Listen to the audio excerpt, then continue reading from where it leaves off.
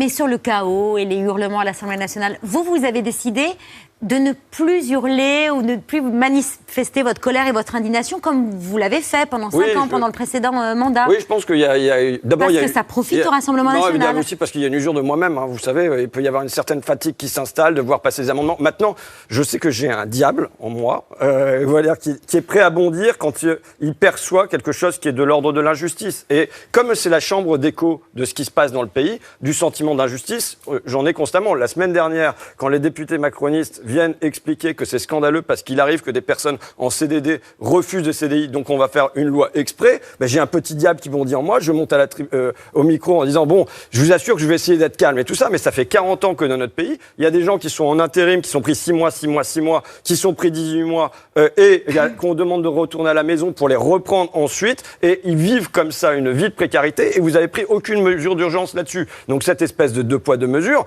il suscite de la colère en moi que j'essaye par une alchimie de calmer, mais voilà, mais j'essaye en effet de changer moi aussi. Et face à la stratégie de blocage à l'Assemblée nationale, le fait d'envisager l'utilisation du 49.3, vous dites aussi que c'est le gouvernement qui passe en force ? C'est l'évidence. C'est la lâcheté. D'ailleurs, c'est ce que vous aviez qualifié déjà, l'utilisation du 49.3. Vous savez, moi, je veux pas surjouer ce qui se passe à l'Assemblée nationale. Pour moi, c'est pas là. C'est pas là où ça se passe. Non, c'est clairement pas là où ça se passe. Vous savez, je le sais, je l'ai répété depuis 5 ans. Je vais pas vous dire autre chose.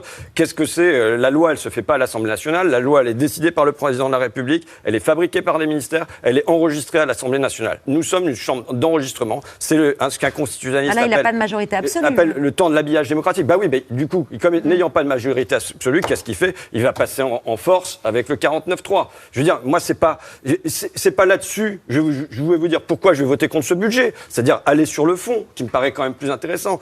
On est dans un temps, pour moi, d'indécence majeure. Où c'est une des échos de mon ami Bernard Arnault qui dit que jamais les dividendes n'ont été aussi élevés dans notre pays, où les salaires des PDG ont doublé l'année dernière, et comme si cette injustice ne suffisait pas, dans le budget, là, on décide de supprimer la CVAE, alors c'est un nom technique, mais la contribution sur la valeur ajoutée des entreprises, à hauteur de 8 milliards d'euros, qui vise le plus les multinationales. C'est un cadeau. Il y a déjà eu 42 milliards de cadeaux qui leur étaient destinés. On rajoute 8 milliards de cadeaux dans un temps d'indécence commune. Ça, c'est dans la colonne recettes, mais dans la colonne dépenses, qu'est-ce qui vous défrise particulièrement dans ce budget ? Je vais vous dire ce qui me défrise dans la colonne dépenses. J'allais y venir de moi-même, Monsieur Cohen.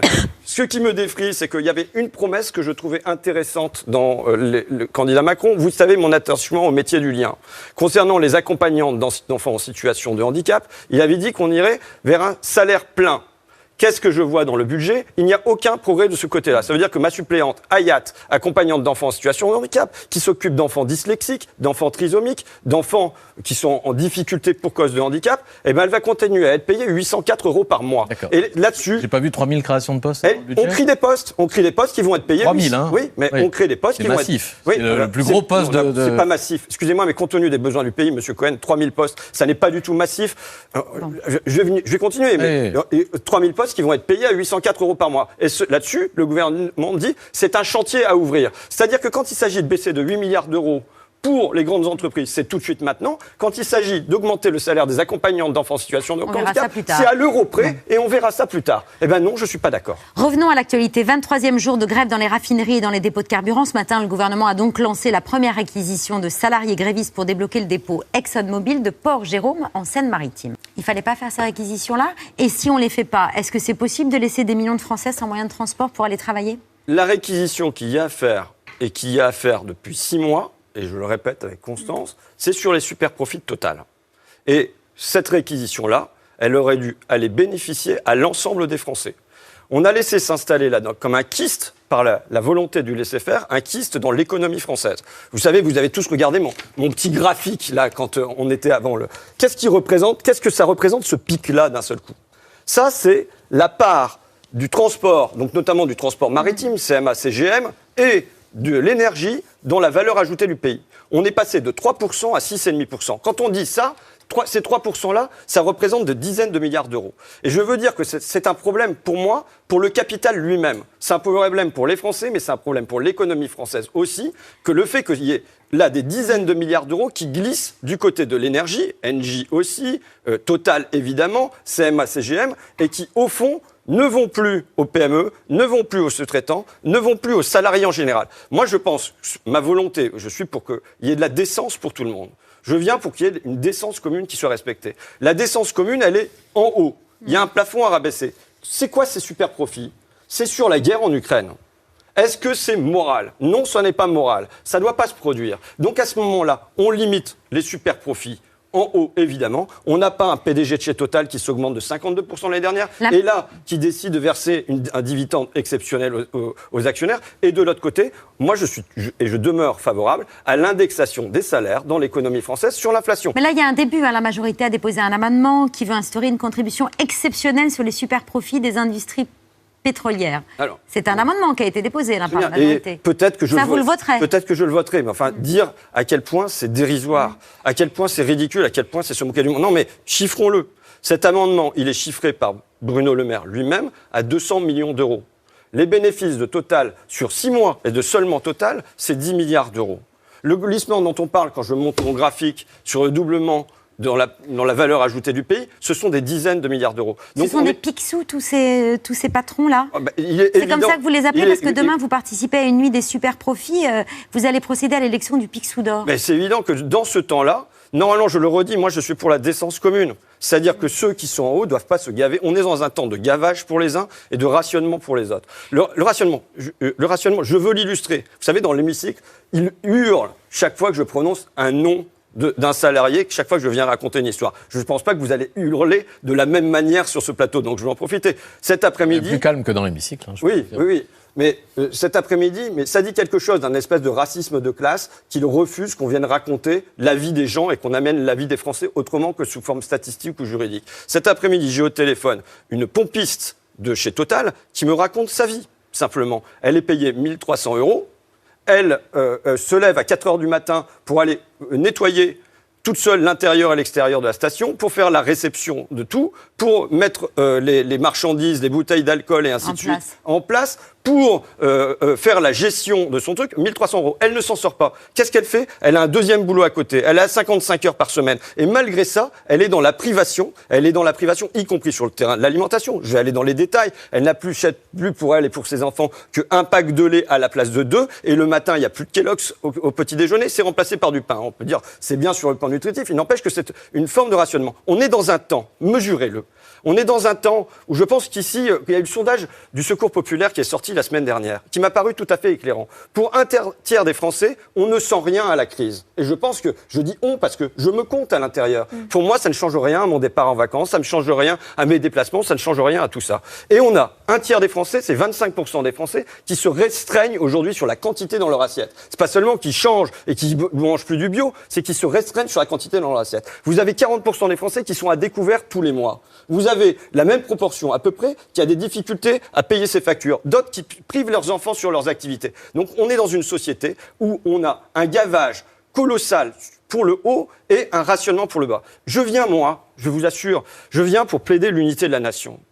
Je viens pour plaider pour que, dans les crises successives que nous traversons, dans la crise Covid, mais aussi dans la crise démocratique qui est extrêmement profonde et que je mesure sur mon territoire, que dans la crise, là, l'énergie qui est liée à la crise géopolitique en Ukraine, je plaide pour qu'il y ait une unité de la nation. Et donc une solidarité. Mais cette solidarité, elle n'est pas possible si on a le sentiment qu'il y a un pan du pays qui s'échappe et qui se gave en haut pendant qu'on demande aux autres de se rationner en bas. Je pense qu'il faut de la décence commune. Il faut de la décence commune, à la fois baisser le plafond en haut et remonter le plancher en bas, et que les besoins fondamentaux des Français, de tous ces Français qui tiennent le pays debout, qui ont des métiers qui sont aujourd'hui à 800, 900 €, 1500 €, qui vit avec 1500 €, je pense qu'ici on peinerait tous à vivre avec ça, soient relevés. Le minimum, c'est l'indexation des salaires sur l'inflation.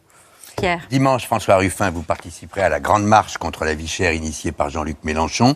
Toute la gauche ne sera pas au rendez-vous, comme Fabien Roussel qui explique ainsi son absence.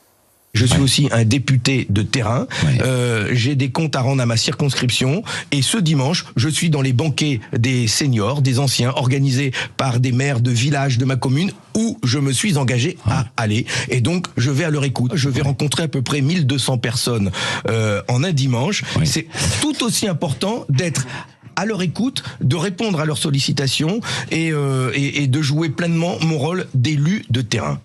Vous pensez qu'il a raison de privilégier le banquet des anciens? Je vais vous dire... Vous êtes comme ça, évidemment. Je vais vous dire à quel point ça ne m'intéresse pas. Voilà, c'est tout. Franchement, vous avez vu, je suis venu pour défendre la pompiste, je suis venu pour défendre l'accompagnante d'enfants en situation de handicap. Je ne suis pas venu pour participer à des guéguerres. Voilà. Je pense que, je le dis, on a besoin de l'unité de la nation, mais on a besoin aussi de l'unité de la gauche, l'unité d'un camp progressiste qui pousse ensemble pour que on aille vers la lumière plutôt que vers les forces obscures. Mais on se souvient quand même de ce que Jean-Luc Mélenchon a dit pour motiver les troupes pour ce 16 octobre. Voilà, il faut faire mieux le 16 octobre que le 5 et le 6 octobre 1789.